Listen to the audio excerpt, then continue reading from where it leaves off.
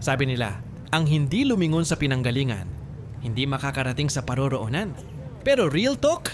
Minsan, ang katitingin mo sa likod, ang dahilan kung bakit ka nadadapa.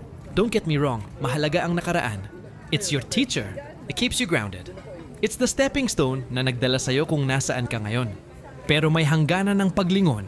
Kapag ang paglingon mo ay puro pagsisisi at regret, nagiging anchor yan na pumipigil sa'yo. You will be stuck. Hindi ka makakaabante dahil hindi ka nakaharap sa direksyon na dapat mong puntahan. To my workmate na Alice, good luck on your journey. Gamitin mo ang lahat ng natutunan mo dito bilang baon. Pero huwag mong hayaang pigilan ka ng comfort ng dati mong sitwasyon.